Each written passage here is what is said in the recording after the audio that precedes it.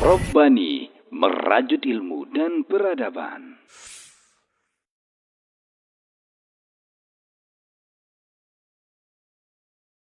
Assalamualaikum warahmatullahi wabarakatuh. Innal hamdalillah nahmaduhu wa nasta'inuhu wa nastaghfiruh wa na'udzu billahi min shururi anfusina wa min sayyiati a'malina. May yahdihillahu fala mudhillalah wa may yudlilhu fala hadiyalah. Asyhadu an la ilaha illallah wahdahu la syarikalah wa asyhadu anna Muhammadan abduhu wa rasuluh la nabiyya wa la rasula ba'da. Ikhwati fillah, ma'asyiral hadirin wal hadirat, rahimani Allah wa iyyakum. Kembali kita bersyukur pada Allah Subhanahu wa taala pada pagi yang penuh berkah ini. Alhamdulillah kita kembali dibangunkan oleh Allah Subhanahu wa taala dari istirahat kita. Mudah-mudahan bangunnya kita kembali di pagi ini membuat kita semakin kuat berzikir kepada Allah Subhanahu wa taala. Dan mudah-mudahan di akhir-akhir Ramadan ini semangat kita lebih kuat daripada di awal. Karena kata Ibnu Rajab Al-Hambali, mausimut ta'ah itu afdalnya biasanya selalu di akhir. Musim-musim ketaatan itu sudah diatur oleh Allah, dan biasanya afdalnya itu selalu berada pada bagian akhir. Umpama hari Jumat. Hari Jumat itu mausimut ta'ah. Ada bagian akhir dari hari Jumat itu yang paling afdal untuk berdoa. Hari Arafah umpamanya, itu juga adalah mausimut ta'ah, musim-musim ketaatan, di mana yang paling afdal di antara hari Arafah itu waktunya adalah ada pada bagian akhir. Begitu juga dengan Ramadan yang merupakan mausimut ta'ah, itu afdalnya ada pada bagian akhir. Karena di situ ada satu malam yang dalam Al-Quran dikatakan lebih baik dari 1000 bulan. Alhamdulillah di masjid kita ada i'tikaf, Ustaz ya. Jadi siapa yang dimudahkan oleh Allah, laksanakanlah itu. Ada saatnya nanti Allah sudah tidak memberikan kesempatan. Jadi selagi ada kesempatan, laksanakan.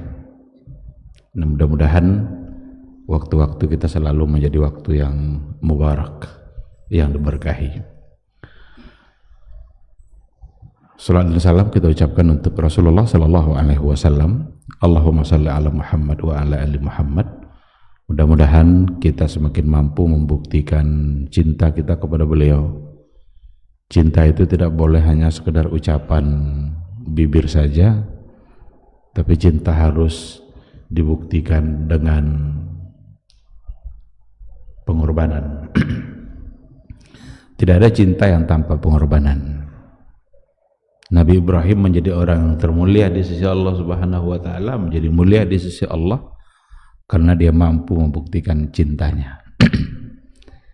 Dia sanggup untuk mengedepankan perintah Allah daripada keinginan hawa nafsunya. Menyembelih seorang anak itu sangatlah berat. Anak itu sangat dia cintai, tapi dia sanggup untuk melakukannya, meskipun Allah tidak pernah menginginkan bahwa Ibrahim itu menyembelih anak itu. Sekedar ingin untuk dibuktikan. Sudah siap itu pisau itu, tinggal dipotong saja leher Ismail itu. Tapi wa fadainahu bidzibhin azim.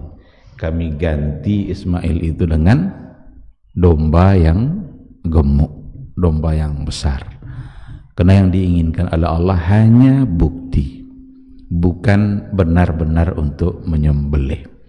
Oleh karena itu kita harus membuktikan cinta kita kepada Rasulullah. Kita cintai apa yang beliau suka, dan kita benci apa yang beliau benci. Mudah-mudahan di akhirat kelak kita bisa mendapatkan syafaatnya. Amin amin ya rabbal alamin. Ikhwati fillah, untuk tausiah kita pada subuh hari ini, ada satu pertanyaan Allah Subhanahu wa taala dalam Al-Qur'an, yang pertanyaan itu penting untuk kita renungkan pada saat ini. Pertanyaan itu harus masuk ke dalam hati kita, karena kita harus membacanya dengan qiraatut tadabbur. Interaksi kita dengan Al-Quran tidak hanya cukup dengan sekadar membaca melalui lisan. Itu sangat bagus sekali kalau kita lakukan, akan mendapatkan pahala satu huruf itu menjadi 10 kebaikan. Tapi tidak cukup sampai di situ. Ada interaksi lain yang akan benar-benar membuat jiwa dan hati kita hidup. Dan itulah yang dilakukan dulu oleh para sahabat-sahabat Nabi. Itulah yang disebut dengan qiraah at-tadabbur. Membaca ayat Al-Quran yang diikutkan dengan tadabbur. Tadabbur itu beda sama tafakkur. Kalau tafakkur itu lebih kepada akal, rasio, nalar kita. Tapi kalau tadabbur itu hubungannya dengan hati. Maka Al-Quran mengatakan, afala yatadabbarunal Qur'an am ala qulubin akfaluha.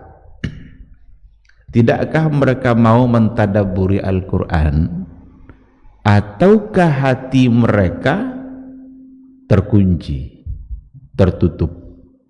Berarti tadabbur hubungannya dengan hati. Orang-orang yang tidak lagi mau mentadabburi ayat-ayat Allah berarti orang-orang yang hatinya tertutup. Nah, Al-Quranul Karim kalau seandainya kita baca dengan bacaan tadabbur, itu yang akan benar-benar membuat hati kita menjadi hidup. Membaca ayat, mencoba untuk menyelami apa yang ada dalam ayat itu, dan membawa semua ayat Al-Quran itu memang kita yang ditunjuk oleh Allah melalui ayat itu. Karena ada kadang-kadang kecenderungan sebagian ketika ada ayat-ayat Al-Quran yang didengarkan, atau ada ayat-ayat Allah yang disampaikan mungkin oleh para da'i, oleh para muballigh, ada sebagian cenderung tidak menganggap itu untuk dia, tapi dia anggapnya untuk orang lain. Salah satu dari kaidah tadabbur itu, dan bagaimana kita berinteraksi dengan Al-Quran, kita membawa Al-Quran itu bahwa yang dituju oleh ayat itu adalah kita. Sehingga dengan demikian, jika ayat itu berkaitan dengan hal-hal yang baik, kitalah yang akan mengerjakan yang baik itu. Kalau seandainya ayat itu ternyata terkait dengan hal-hal yang buruk yang harus kita tinggalkan, maka kita merasa bahwa kita pula yang pertama yang harus meninggalkannya.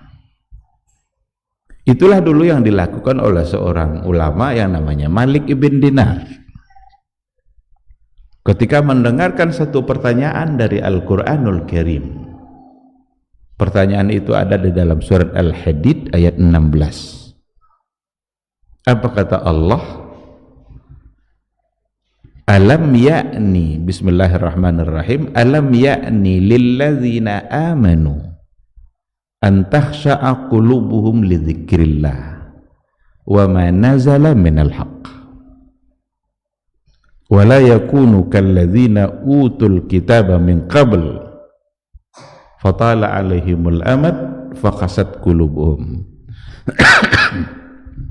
wa katsirun minhum fasiqun.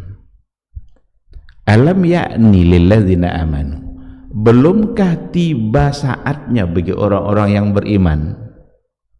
Jadi ketika dikatakan belumkah tiba saatnya bagi orang-orang yang beriman, an takhsha'a qulubuhum li dzikrillah, untuk supaya hati mereka itu tunduk mengingat Allah, wa man nazala minal haq, dan hati mereka tunduk kepada kebenaran yang diturunkan oleh al-haq, oleh Allah. Jadi Allah itu salah satu dari namanya al-haq, dan Al-Quran itu adalah al-haq. Belumkah tiba saatnya bagi orang-orang yang beriman agar hati mereka tunduk untuk mengingat Allah dan hati mereka tunduk kepada apa yang kebenaran yang diturunkan oleh Allah Subhanahu wa taala. Janganlah mereka itu seperti orang-orang yang pernah diberikan kitab, diberikan peringatan oleh Allah, fatala alaihimul amad, lalu berlalu masa yang begitu lama, fakasat qulubuhum, lalu hati mereka kesat, wa katsirum minhum fasikun, kebanyakan mereka menjadi orang-orang yang fasik. Malik ibn Dinar awal kehidupannya adalah orang-orang yang termasuk ke dalam orang-orang yang biasa berada di dunia gelap. Berbagai macam bentuk kejahatan pernah dia lakukan. Satu ketika dia ingin untuk mencuri, ingin memasuki rumah seseorang di malam hari tentu saja, karena yang namanya sariq itu, yang namanya sariq, mencuri, itu adalah perbuatan yang memang dilakukan secara sembunyi-sembunyi pada saat orang tidak tahu. Itu yang namanya mencuri. Tapi kalau terang-terangan itu tidak syarik dalam istilahnya. Jadi satu ketika pada saat dia ingin melakukan perbuatan yang salah itu, mencuri itu, hampir saja ia memasuki rumah itu. Tiba-tiba ia mendengar ada ayat yang dibacakan dari dalam rumah. Ada ayat yang dibacakan oleh pemilik rumah, yang didengar sayup-sayup ayat itu oleh Malik ibn Dinar. Ayatnya adalah yang tadi itu. Alam ya'ni lilladzina amanu, belumkah tiba saatnya bagi orang-orang yang beriman. Malik ibn Dinar sebagai seorang muslim yang beriman kepada Allah Subhanahu wa taala tersentak ketika mendengarkan ayat itu, karena dia beriman, dia percaya sama Allah, tercatat sebagai orang muslim. Tapi mendengarkan pertanyaan Allah tadi, belumkah tiba saatnya oleh bagi orang-orang yang beriman itu, entah sa'aqulubuhum lidzikrillah, agar hati mereka khusyuk, tunduk mengingat Allah dan tunduk kepada Al-Quran, kebenaran yang diturunkan oleh Allah Subhanahu wa ta'ala. Itulah yang masuk ke dalam hatinya, yang membuat dia jadi berpikir, dan dia bertanya kepada dirinya sendiri, ya Malik, sampai kapan kamu akan melakukan hal ini? Sampai kapan kamu akan melakukan kejahatan-kejahatan seperti ini? Belumkah tiba saatnya kamu untuk bertaubat kepada Allah? Ayat inilah yang merubah kehidupan seorang yang namanya Malik ibn Dinar. Tidak jadi dia mencuri, tidak jadi dia masuk, malah dia pulang bertaubat kepada Allah, menangis di hadapan Allah, karena di waktu itu memang adalah waktu yang paling tepat untuk menangis di hadapan Allah Subhanahu wa ta'ala. Kalau mencuri kan biasa malam-malam kan, sudah semakin larut semakin semangat pula pencuri itu ingin mengintai-intai. Jadi mencuri di waktu afdal dia. Sepertiga malam terakhir itu kan waktu-waktu di mana paling afdal untuk bermunajat kepada Allah. Tetapi ketika ada ayat yang didengar, ini yang namanya qiraatut tadabbur. Itu yang disebut dengan pembacaan yang diikutkan dengan upaya untuk mendalami, menyelami apa yang ada di dalam Al-Quranul Karim. Berubah dia, taubat kepada Allah, dan mulai belajar. Pada akhirnya dia menjadi orang yang sangat hebat pemahaman agamanya, bahkan menjadi panduan dan pedoman di dalam agama. Ikhwati fillah, mari sama-sama kita ajak diri kita masing-masing untuk berinteraksi dengan Al-Quran, meningkatkan interaksi kita dengan Al-Quran, daripada pindah dari sekedar membaca, melantunkan ayat-ayat, dan itu sangat bagus sekali. Itu adalah kerja pertama kita. Tapi setelah itu harus kita meningkat pada yang berikutnya, bagaimana kita membaca pembacaan yang kita ikutkan dengan upaya memahami apa yang ada pada ayat. Karena disitulah adanya hidayah. Hidayah itu di situ. Kenapa orang begitu mudah untuk menangis, meneteskan air matanya ketika membaca ayat-ayat Allah? Itu memang salah satunya adalah karena di situ ada tadabbur. Kenapa begitu mudah orang untuk berubah menjadi lebih baik ketika membaca ayat-ayat Al-Quran? Karena memang di situ ada hidayah. Umar bin Al-Khattab, perubahan kehidupan Umar bin Al-Khattab itu juga dikarenakan oleh bagaimana satu ayat yang didengarnya masuk ke dalam hatinya, dan begitu ia paham dengan apa yang didengarnya itu. Pada saat ia ingin membunuh Nabi Muhammad SAW, tapi pada akhirnya dia tidak jadi membunuh, akhirnya dia justru malah masuk Islam, mengucapkan syahadatain di hadapan Rasul. Itu berawal dari pendengaran dia untuk sebuah ayat firman Allah, awal dari surat Taha. Ma anzalna alaikal qur'ana litashqa. Tidaklah kami turunkan Al-Quran itu litashqa, untuk membuat kalian menjadi sulit.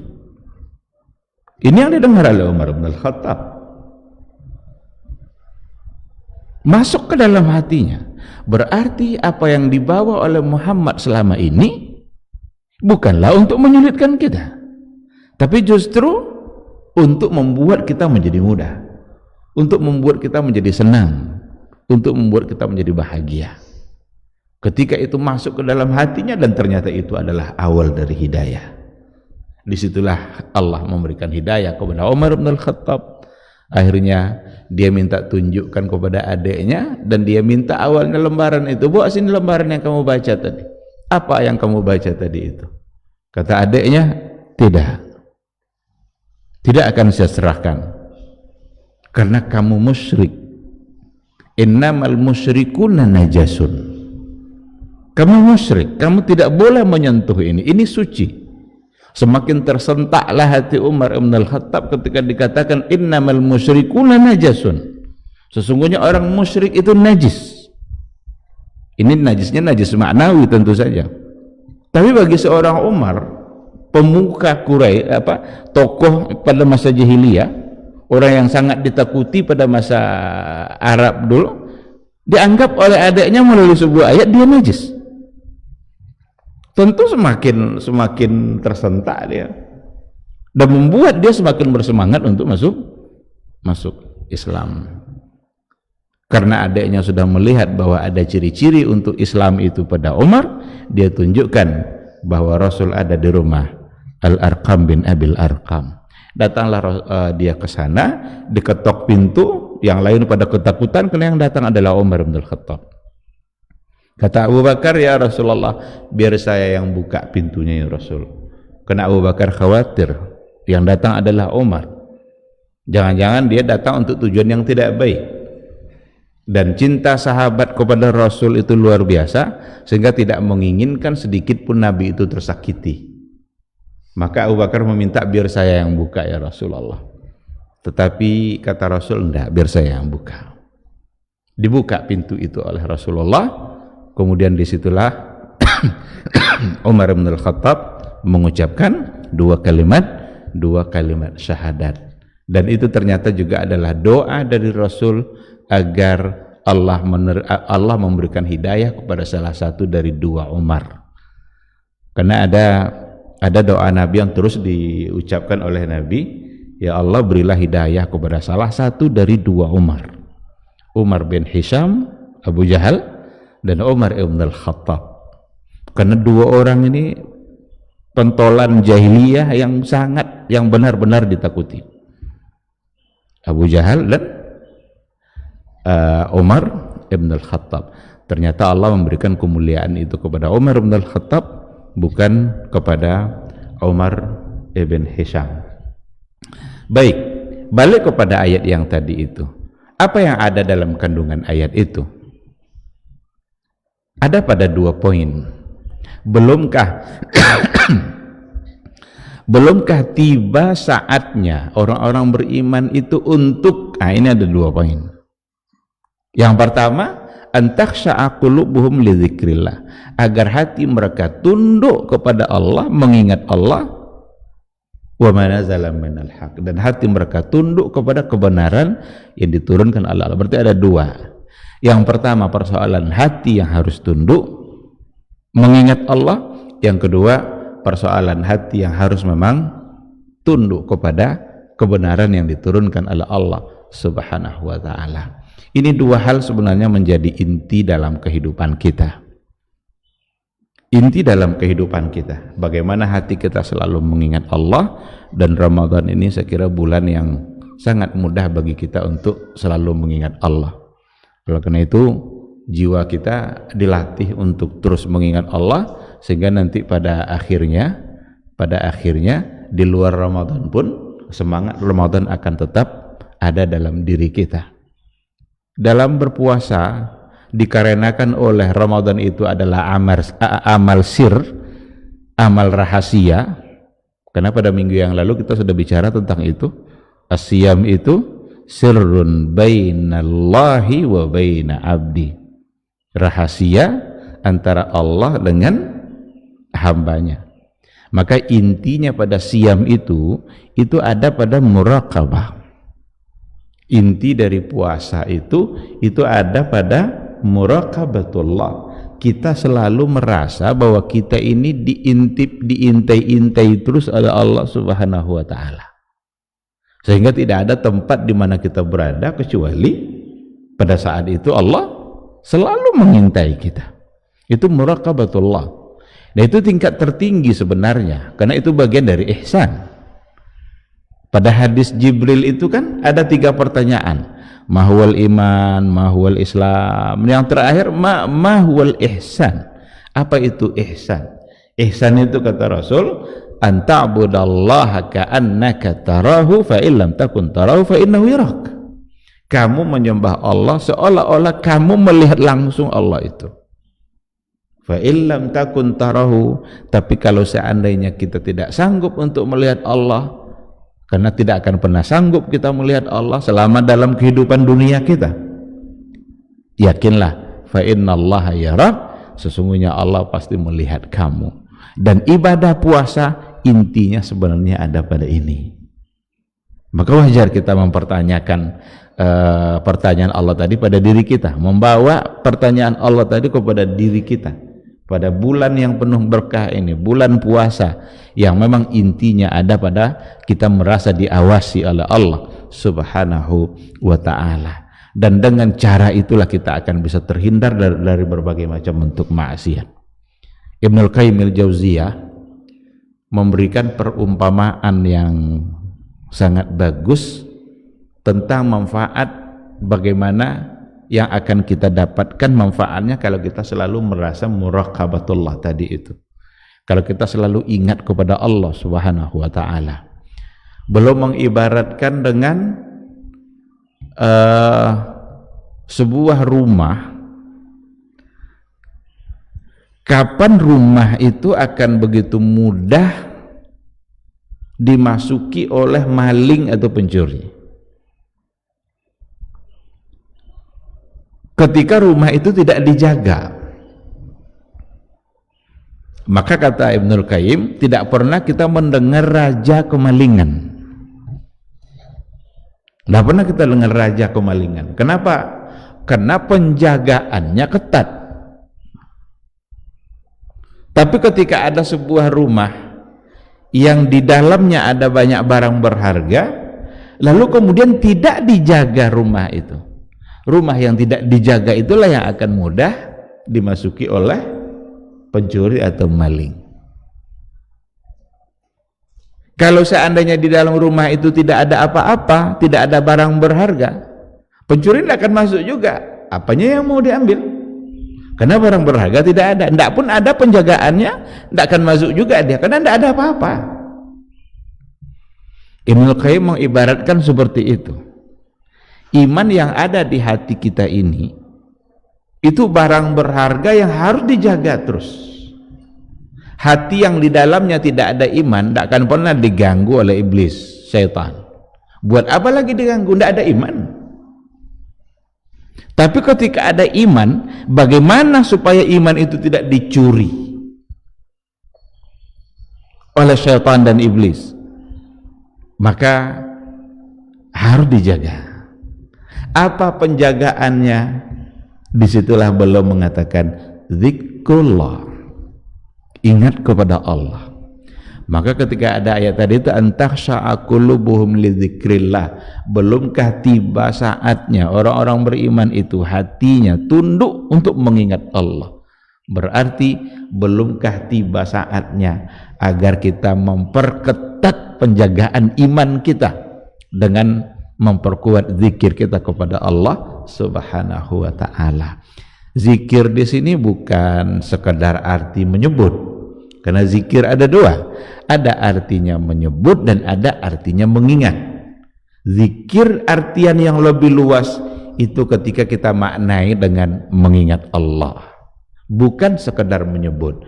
Kalau menyebut Allah, ada tempat-tempat di mana kita tidak boleh melantunkan nama Allah. Ada tempat-tempat di mana kita justru dilarang untuk menyebut nama Allah. Di kamar kecil, di toilet, tidak usah sebut-sebut nama Allah. Tapi mengingat boleh enggak? Boleh.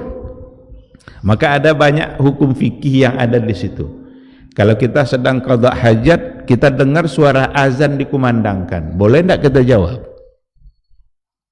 Kan kata Rasul, jika kalian mendengar suara azan, iza sami'tumun nida faqulu misla ma yaqulul muadzin. Kalau kalian dengar azan, maka ucapkanlah, balaslah, sambutlah dengan ucapan yang sama. Nah, sekarang kita berada di kamar kecil, orang sedang azan. Bagaimana cara mengamalkan perintah Nabi tadi? Kalau menyebut tidak boleh.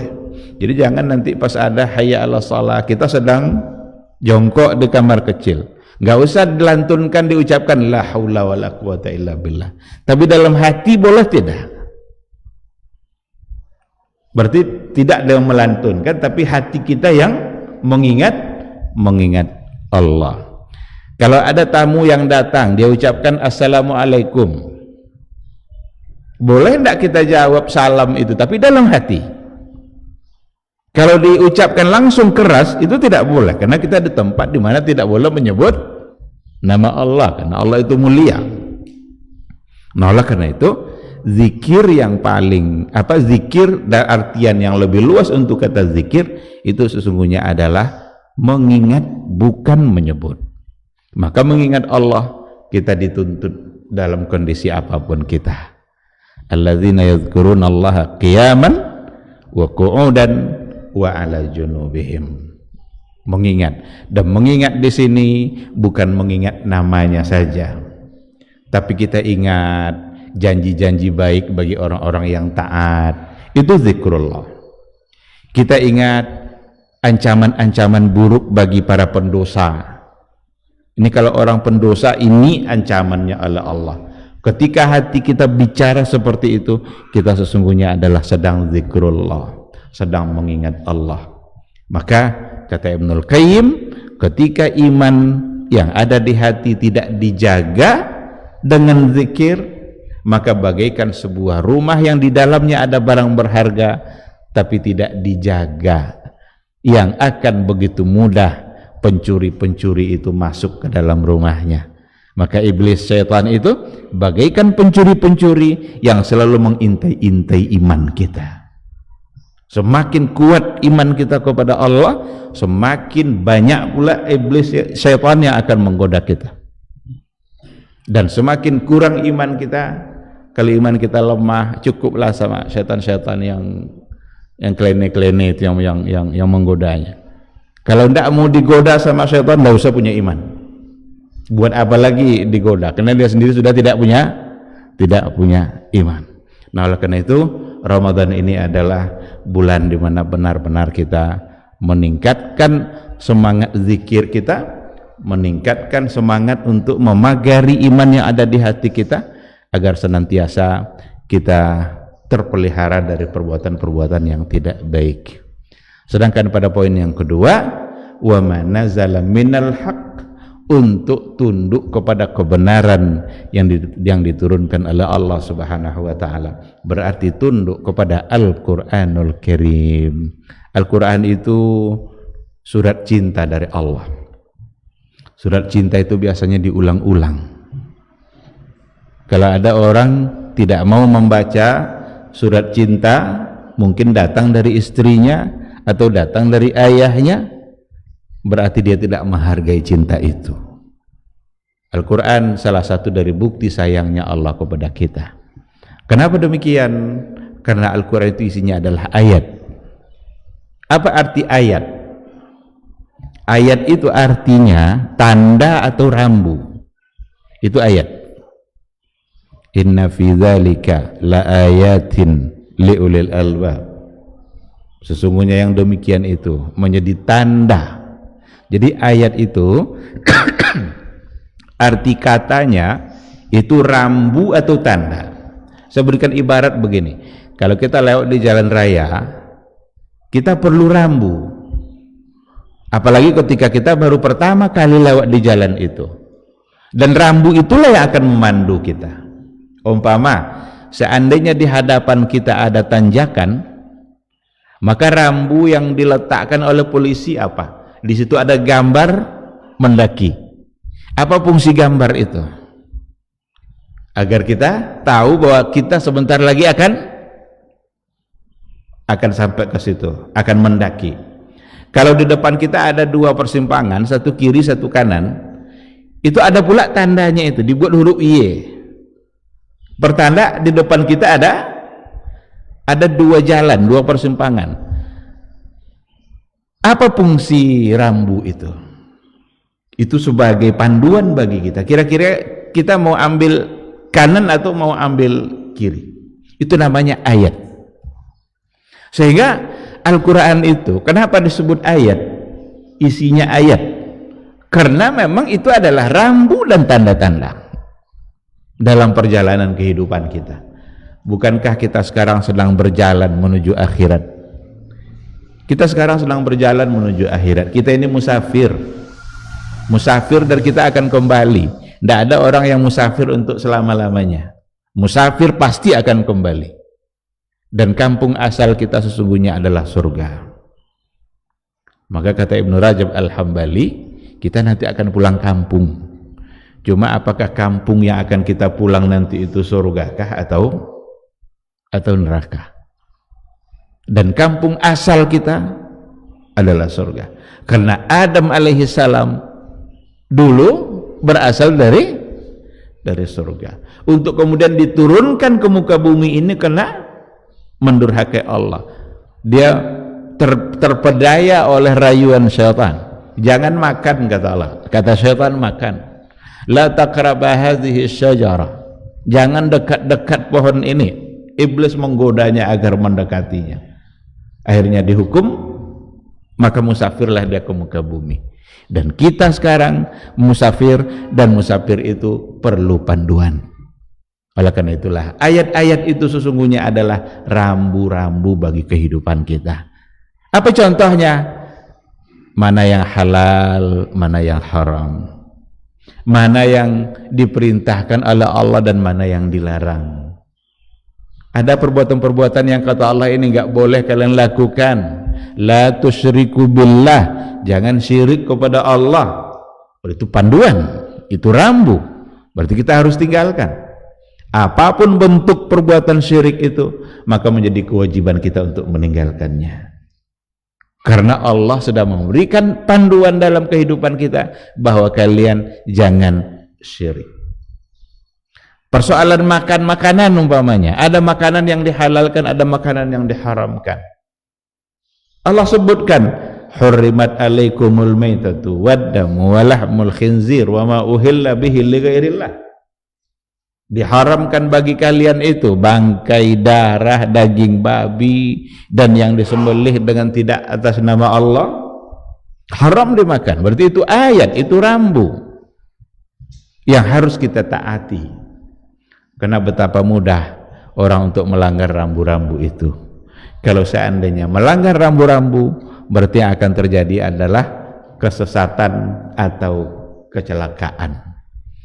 Kata rambunya di sebelah kiri jurang katanya. Kalau mau selamat ambil kanan. Sekarang kita ambil jurang. Berarti kita menjerumuskan diri kita masuk ke dalam jurang itu. Nah, karena itu, ikhwati fillah, mudah-mudahan Ramadan kita kali ini benar-benar membuat kita sadar dan membuat kita semakin tunduk hati kita kepada Allah dan tunduk hati kita kepada Al-Quran yang diturunkan oleh Allah Subhanahu wa ta'ala. Ini mungkin yang ingin saya sampaikan pada pagi hari ini, agar kita bisa bertanya jawab, berdiskusi seandainya ada hal-hal yang perlu untuk didiskusikan. Terima kasih. Silakan kalau ada. Ya, silakan. Waalaikumsalam warahmatullahi wabarakatuh.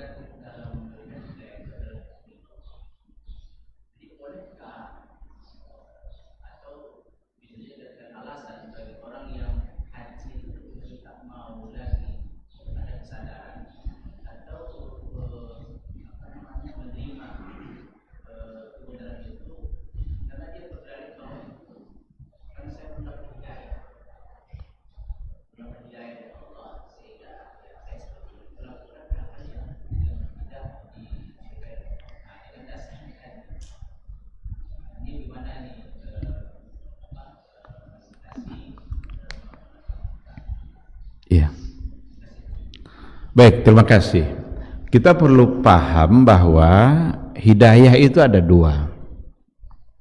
Ada hidayatul dilalah, ada hidayatul irsyad. Ada hidayah dalam artian tunjukkan dan arahan yang langsung datang dari Allah ke hati seseorang untuk menerima Islam. Ada hidayatul irsyad.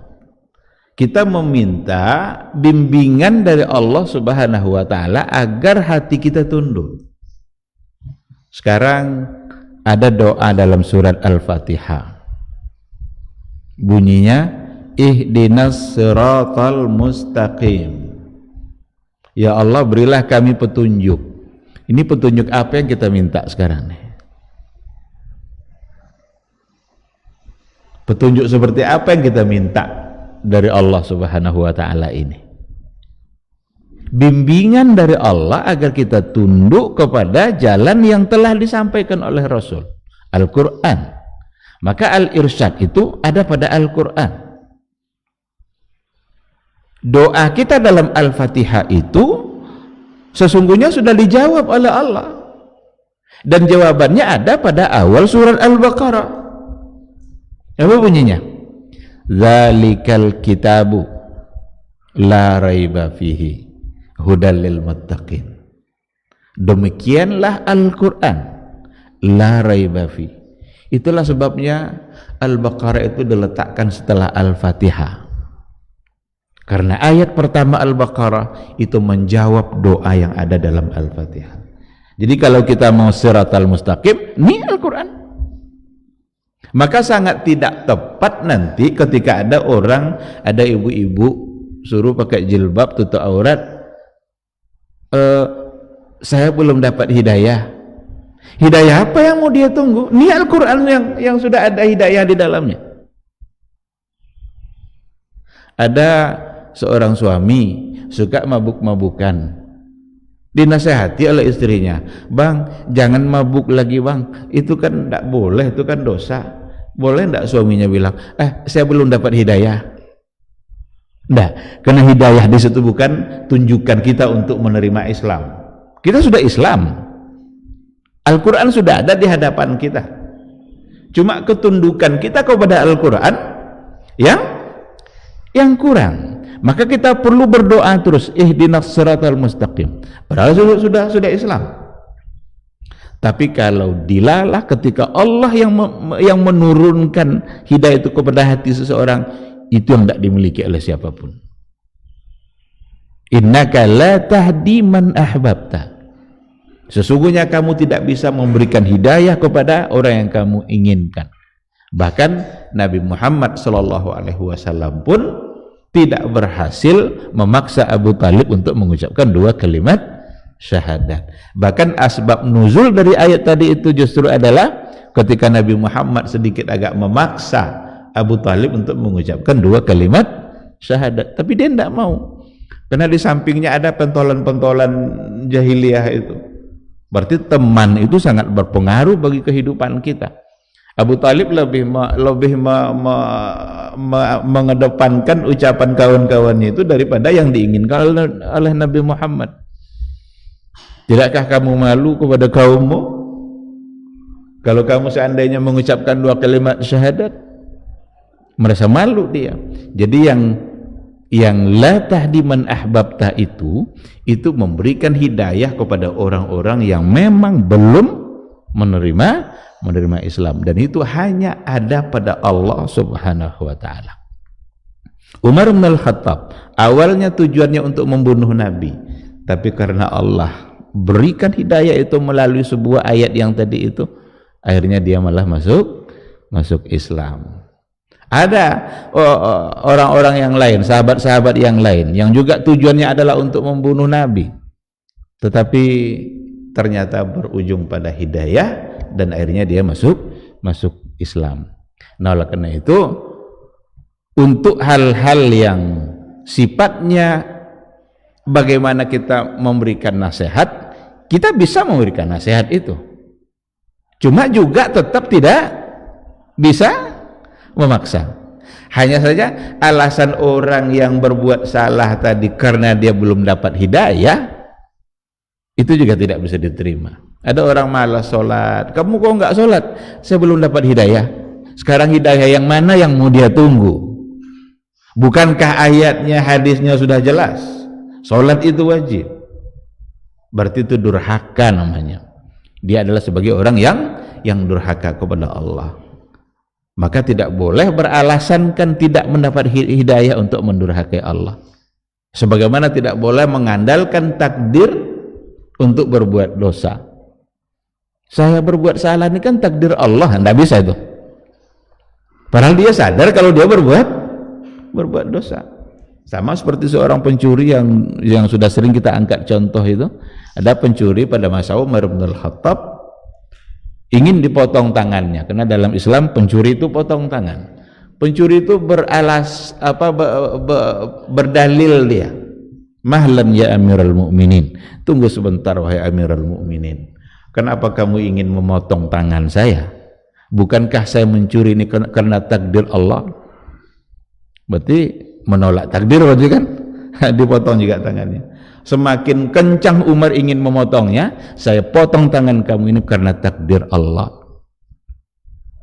Jadi dia mencuri karena takdir Allah, dipotong tangannya juga karena takdir Allah. Jadi jangan salahkan takdir, jangan beralasankan kepada kita belum mendapatkan hidayah, padahal hidayah itu sudah ada semua dalam Al-Quranul Karim. Maka tinggal kita meningkatkan ketaatan kita, maka kita berdoa, ihdinas siratal mustaqim. Ya Allah, berilah kami, bimbinglah kami untuk tetap berada pada jalan yang lurus. Jangan pernah lupa untuk memohon bimbingan itu dari Allah, karena godaan-godaan hidup ini sangatlah banyak. Karena godaan itulah kita sering lalai, dan kelalaian itu akan bisa teratasi ketika kita selalu zikrullah, mengingat Allah Subhanahu wa taala. Oleh karena itulah kata Ibnul Qayyim al-Jauziyah, setiap kali ada orang berbuat dosa, pasti pada saat itu di hatinya ada takabbur, ada rasa sombong. Jadi setiap kali kita berbuat maksiat kepada Allah, maka di hati kita pada saat itu ada takabbur, ada kesombongan kepada Allah. Lupa kita kalau Allah itu maha kuat, lupa kita kalau Allah itu maha pemberi rezeki, lupa kita kalau Allah itu punya semua kelebihan. Dia sedang menganggap buat dirinya yang berlebih. Maka itulah takabbur. Dan takabbur itu hanya Allah yang boleh. Pakaian takabbur itu hanya Allah yang boleh. Maka salah satu dari nama Allah Al-Mutakabbir. Itu nama Allah Al-Mutakabbir. Ketika iblis mencoba untuk sombong di hadapan Allah, langsung kena hukum. Suruh sujud, tidak mau dia sujud. Kenapa kamu tidak mau sujud? Karena dia menganggap dia yang lebih, kan sombong namanya itu. Dia menganggap dia lebih baik. Masa saya dari api, dia dari tanah? Nah, saya pula yang sujud ke dia. Seharusnya dia yang sujud ke saya. Dia anggapnya api lebih baik dari tanah. Maka analogi iblis ketika itu salah juga. Siapa yang mengatakan api lebih baik dari tanah? Api menghanguskan, tanah menghidupkan. Orang tidak ada kabling-kabling api, tapi banyak yang kabling tanah. Itu menandakan tanah lebih. Nah, sekarang iblis bilang, masa saya yang harus sujud? Berarti salah logika iblis ketika itu. Kena ada kesombongan. Nah, tidak mau dia sujud. Iya.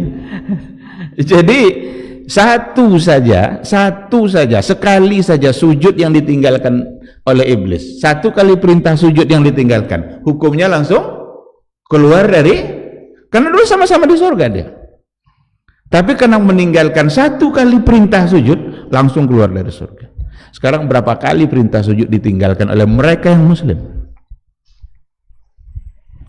Berapa kali? Mudah-mudahan kita tidak termasuk kepada orang yang meninggalkan sujud itu. Tapi kalaulah iblis keluar dari surga hanya karena meninggalkan satu perintah sujud, kalau yang berkali-kali gimana? Nanti kalau meninggal ya kita doakan pula husnul khatimah. Mudah-mudahan husnul khatimah. Ada orang bermaksiat aja kerjanya kepada Allah, durhaka kepada Allah, mati saat berbuat dosa. Semua orang mengatakan mudah-mudahan husnul khatimah. Kita berharap semuanya, cuma nggak cukup dengan mengharapkan orang bilang itu tuh. Kita yang harus berupaya terus agar kita husnul khatimah. Orang mau doakan enggak atau enggak itu urusan orang lain. Yang penting kita yang harus berupaya untuk selalu berada pada kebenaran dan kebaikan, sehingga kapanpun kita mati, mudah-mudahan mati dalam keadaan Islam. Wala tamutunna illa wa antum muslimun. Jadi tidak bertentangan yang tadi itu. Wallahu subhanahu wa ta'ala alam. Ada lagi? Nah, silakan. Waalaikumsalam warahmatullahi.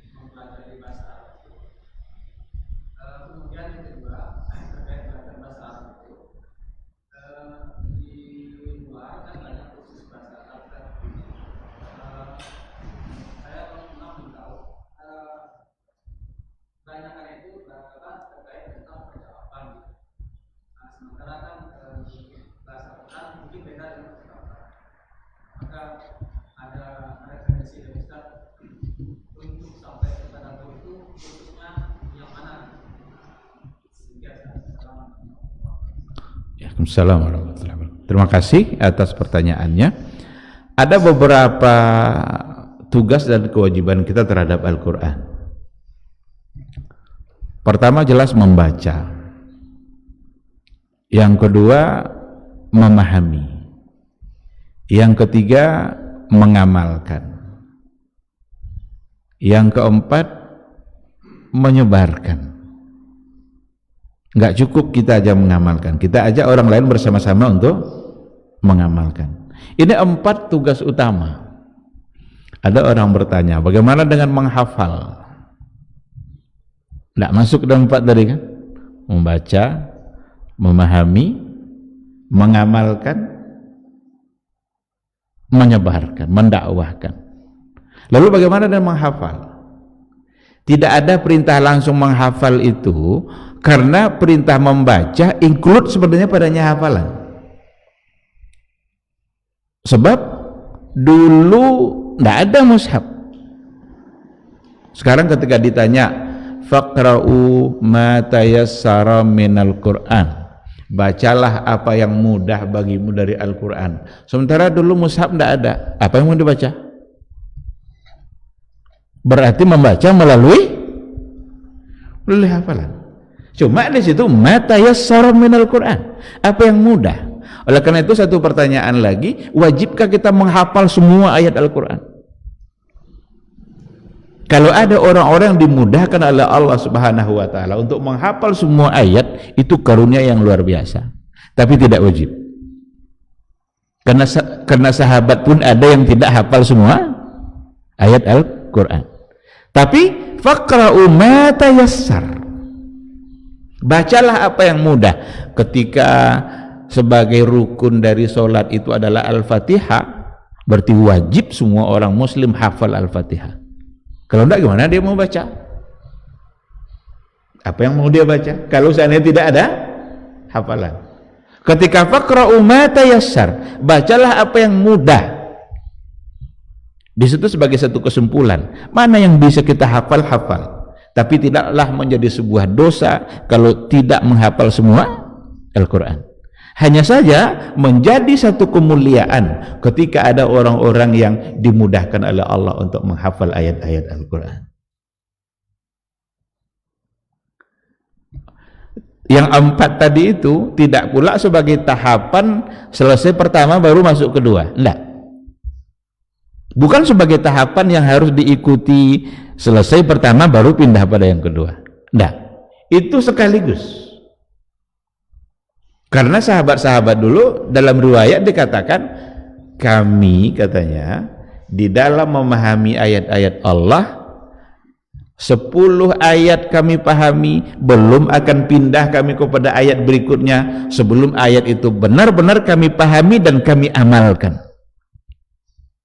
Jadi tidak nunggu dulu baca selesai, baca dari awal sampai akhir baru mulai memahami, pahami pula dari awal sampai akhir baru mulai mengamalkan. Tidak, keempat ini sesuatu yang sejalan sekaligus dalam waktu yang sama. Kita baca, kita pahami, dan pahami di situ masuk di dalamnya tadabbur, memahami ayat. Sahabat bilang gitu, 10 ayat 10 ayat, belum kami akan pindah pada ayat yang berikutnya sebelum ayat yang 10 ini benar-benar dipahami dan sudah diamalkan. Maka mereka sebenarnya lebih mementingkan paham dan amal daripada membaca. Nah, di sini yang pelajaran yang bisa kita ambil bahwa kita perlu menambah target kita dalam Ramadan. Karena selalu target kita membaca sampai berkali-kali. Kalau bisa sekian kali. Bagus memang. Tapi kalau kita lihat kehidupan para sahabat dulu, mereka tidak merasa cukup dengan membaca seperti itu, tetapi yang mereka lebih kedepankan adalah paham dan tadabbur untuk kemudian mereka amalkan. Kemudian pertanyaan yang tadi itu kan tidak mungkin kita memahami sementara kita tidak mengerti bahasa Arab. Inilah barangkali kekurangan-kekurangan kita yang memang bukan ahli atau bukan menguasai bahasa Arab, tetapi di situ pula mungkin Allah memberikan kemuliaan tambahan bagi kita ketika kita mempelajari bahasa Arab dengan tujuan agar kita paham Al-Quran. Tidak ada yang rugi kita dalam keadaan apapun Allah berikan keadaan kita, tidak ada yang merugikan kita. Justru itu adalah sebagai tambahan kemuliaan. Kenapa? Karena dengan tidak mengertinya berarti kita punya semangat untuk mempelajari, punya semangat untuk mempelajari bahasa Arab. Maka mempelajari bahasa Arab itu kalau kita kaitkan dengan Al-Quranul Karim, kita akan menjadi berpahala kalau kita mempelajari bahasa Arab. Sangat disayangkan kalau seandainya kita sebagai seorang muslim tetapi kita tidak mengerti bahasa Arab. Bahasa itu kalau bahasa Arab bukan sekedar budaya itu. Dan ada orang bilang kan bahasa sama aja dan bahasa Inggris, bahasa Perancis. Kita tidak ngerti bahasa Perancis, tidak ada ruginya kita. Tapi kalau tidak ngerti bahasa Arab, rugi kita karena kita tidak bisa mentadabburi ayat Al-Quran. Bagaimana kita memahami tafsir-tafsir yang disampaikan oleh para ulama?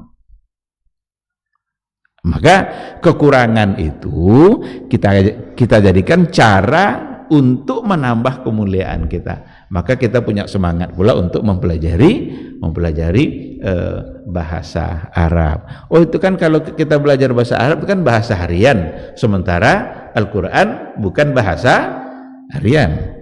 Al-Quran itu disebut dengan Al-Lughatus Samiyah, bahasa Arab yang nilai tingkat sastra yang paling tinggi. Bahkan orang Arab pun ada yang tidak paham. Coba bayangkan, itu ada di antara mereka ketika membaca wa fakihata wa abba. Kami paham nih fakihah ini apa, tapi abba ini kami tidak paham apa artinya. Orang Arab tak mengerti apa yang ada di dalam Al-Quran. Jadi jangankan kita yang memang bukan orang Arab sendiri ada yang tidak mengerti, dan itu pada masa sahabat. Sehingga mereka bertanya-tanya, ini apa ini maknanya ini? Tetapi kemuliaan sahabat itu ada ketika mereka hidup bersama Nabi. Kalau ada hal-hal yang dia tidak tahu, ada tempat bertanya langsung, dan itu dijamin benar jawabannya. Maka generasi terbaik itu, termulia itu adalah generasi sahabat. Sahabat itu orang yang hidup pada masa Rasul, ketemu dengan Nabi, beriman dengan Nabi, dan wafat di atas iman. Itu yang sahabat. Ketika Rasul wafat, berarti habislah masa sahabat, karena Rasul sudah wafat. Maka kalau ada orang ngaku-ngaku ketemu Nabi saat ini, dia katanya Nabi masih hidup, ketemu pula dia, itu bohong, pasti bohong. Berarti dia sahabat karena dia ketemu Nabi, karena Nabi sudah wafat. Jadi ada penggiringan opini sekarang ini Rasul tidak wafat katanya, padahal Quran sendiri yang mengatakan Rasul sudah wafat. Afa immata au kutila yang kalab tubala akabikum. Kata mata di situ apa lagi artinya kalau bukan mati? Wafat. Maka Rasul sudah wafat, berada di alam barzakh. Kalaupun dibahasakan dengan hidup, itu dalam ilmunya Allah Subhanahu wa ta'ala. Bukan hidup dalam artian kita bisa berinteraksi, kita bisa bertanya, dia bisa pula menjawab. Oh, kan ada hadis Pak Ustadz, kita kalau ucapkan selawat nanti dijawab oleh Nabi kalau kita ucapkan salam. Itu semua al-hayatul barzakhiyah, kehidupan barzakh yang hanya Allah yang tahu. Bukan berarti hidup kemudian kita berinteraksi lagi. Nah, karena Rasul sudah wafat. Jadi seperti itu. Allah Subhanahu wa ta'ala a'lam.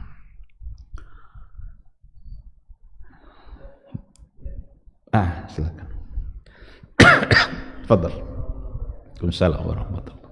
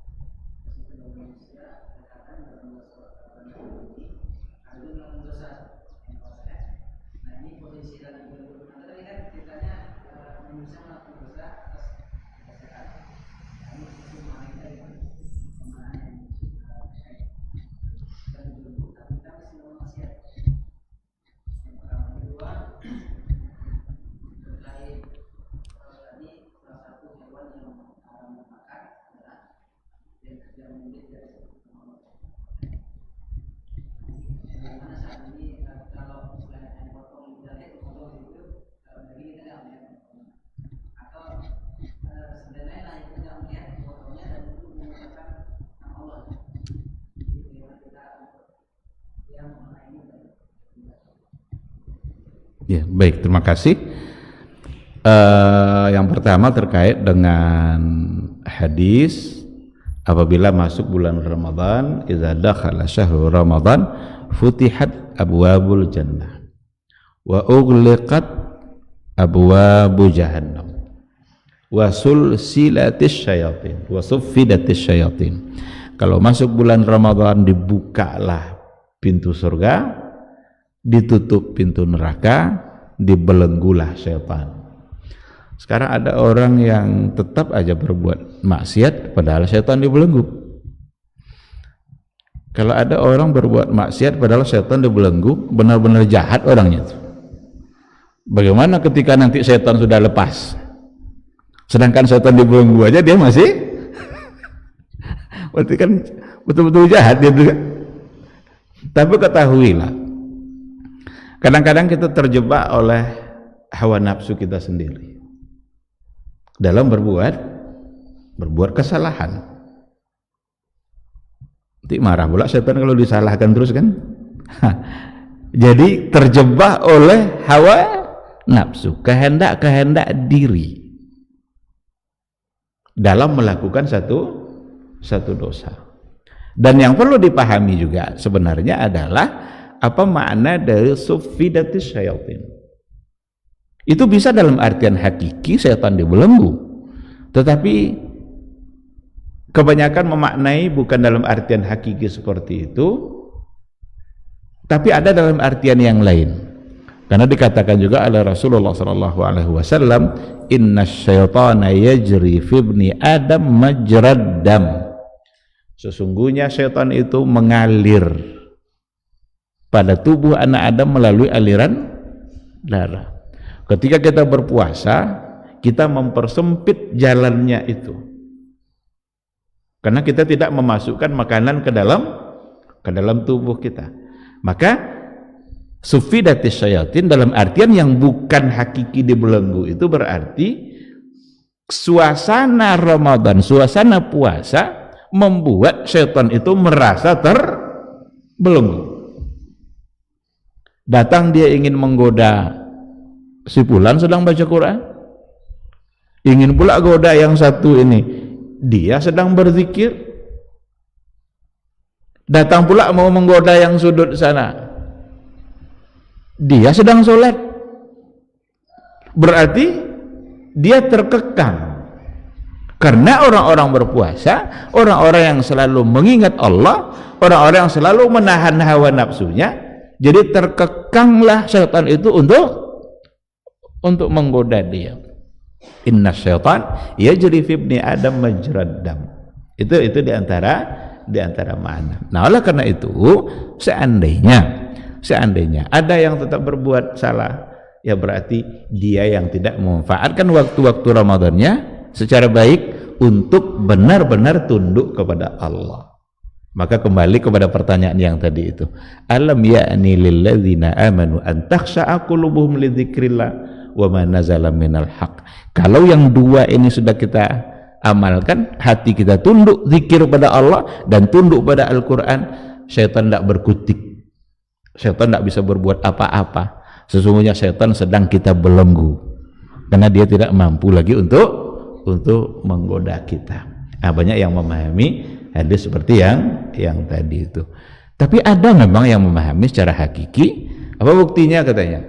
Kita lebih berani jalan malam-malam dalam Ramadan daripada luar Ramadan katanya. Kalau jam 2 malam dalam Ramadan amannya kita katanya, karena setan deh. Tapi di luar Ramadan, nah, itu mungkin bahasa-bahasa yang canda-candaan barangkali, tetapi memang ada yang memaknai bahwa itu makna yang hakiki. Wallahu a'lam. Sedangkan untuk pertanyaan yang kedua berarti hewan wama uhilla bihi li ghairillah, sesuatu yang disembelih tidak atas nama Allah. Tidak atas nama Allah, bukan untuk tujuan Allah. Atas nama Allah itu seperti kita menyembelih untuk akikah, berarti atas nama Allah.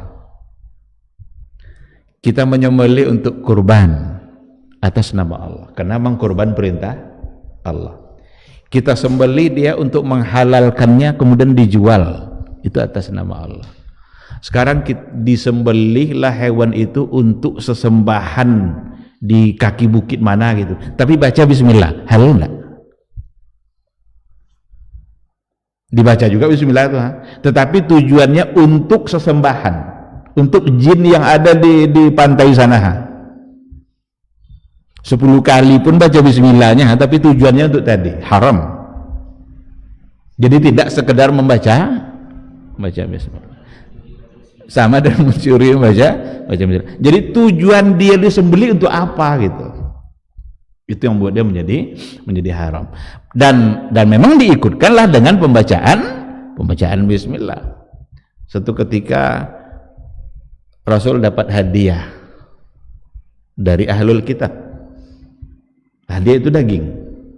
Aisyah nanya, ini gimana nih, apa dibaca bismillah atau enggak nih daging ini? Kata Rasul apa? Baca bismillah ketika akan memakannya, pada saat ingin memakannya. Karena sembelihannya memang bukan untuk tujuan-tujuan syirik. Cuma hanya sekedar ragu apakah ini dibacakan atau tidak. Ini masalahnya berkembang ini. Sekarang ada sembelihan pakai mesin. Pencet tombol 100 ekor sekali putus, sama sekali disembelih oleh mesin itu. Bagaimana baca bismillahnya? Ini adalah masalah fikih kontemporer dibahas. Karena sembelihan sekarang sudah berkembang juga. Iya kalau manual, bismillah sembelih, bismillah sembelih. Sekarang enggak. Kalau ada ribuan ekor yang mau disembelih, tidak satu-satu menyembelihnya, tapi pakai alat, pakai mesin. Maka kata para ulama kontemporer, ketika ingin memencet alat tadi itu, ketika itu dia baca bismillah, pencet alat itu, kemudian 100 ekor sekali sembelih, tidak apa-apa. Tapi ketika trip yang kedua mau pencet lagi, kemudian dibaca lagi, itu terwakili. Karena kalau tidak terwakili jadi tidak halal nanti ayam-ayam itu semuanya. Kalau mau diminta setiap ayam harus dibacakan bismillah. Itu ada dalam kajian-kajian kontemporernya. Oleh karena itu bukan sekedar membaca, tetapi tujuan menyembelih untuk apa? Kurban kan jelas tuh Allah yang menyuruh, fasalli li rabbika wanhar, berarti itu tujuan atas nama Allah. Nazar umpamanya, ada orang kalau sehat, orang tua saya sembelih kambing, sekarang dia sembelihnya, berarti itu tujuan untuk Allah. Karena memang nazar itu perlu ditunaikan, walaupun nazar tidak dianjurkan. Nazar tidak dianjurkan, karena nazar itu ciri-ciri beribadah orang pelit. Baru dia mau beramal saleh kalau Allah berbuat baik pada dia. Kalau sehat orang tua saya 10.000 untuk masjid, kalau tidak sehat, berarti yang 10.000 ini tidak sampai-sampai ke masjid nih. Itu ciri-ciri ibadah orang pelit. Innan nazara la ya'ti bi khair. Nazar itu mendatangkan kebaikan apapun. Bukan karena dia bernazar itu disehatkan orang tuanya oleh Allah. Tapi kalau sudah terucap, maka wajib ditunaikan. Sekarang ada yang bernazar, nazarnya sembelih kambing, berarti menunaikan itu perintah Allah. Maka itu tujuan atas nama Allah. Gitu. Wallahu subhanahu wa ta'ala alam. Baik, ikhwati fillah. Barangkali ini mungkin yang bisa kita bahas. Kalau tidak ada pertanyaan lagi, semoga majelis ini menjadi ibadah bagi kita dan bisa menjadi wasilah untuk mendapatkan kemuliaan kita di sisi Allah subhanahu wa ta'ala. Apa yang saya sampaikan yang benar itu semata-mata bimbingan dari Allah. Kalau ada yang salah, mohon dimaafkan dan semoga Allah juga mengampuninya. Subhanakallahumma bihamdika asyhadu an la ilaha illa anta astaghfiruka wa atubu ilaik. Wassalamualaikum warahmatullahi wabarakatuh.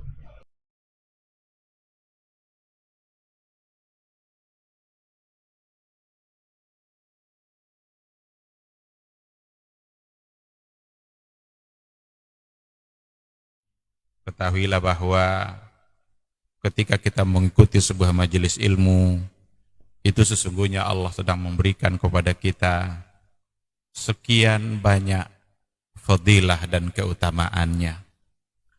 Karena sungguh sangat mulia orang-orang yang berada di majelis ilmu. Orang-orang yang berada di majelis ilmu adalah orang-orang yang akan dimudahkan baginya jalan menuju surga Allah. Dalam hadis dikatakan oleh Rasulullah sallallahu alaihi wasallam, "Man salaka tariqan yaltamisu fihi ilman, sahalallahu lahu tariqan ilal jannah." Barang siapa yang menempuh satu jalan di mana tujuannya adalah untuk mendapatkan ilmu, maka Allah akan mudahkan baginya jalan menuju surga. Surga itu perlu iman, dan mendapatkan surga itu perlu ilmu. Maka di majelis ilmu lah kita bisa menumbuhkan iman kita, dan di majelis ilmu lah kita bisa mendapatkan ilmu pengetahuan. Maka sering-seringlah menghadiri majelis yang bisa menambah iman kita dan juga bisa menambah ilmu, agar surga Allah itu benar-benar semakin dekat dengan kita bersama.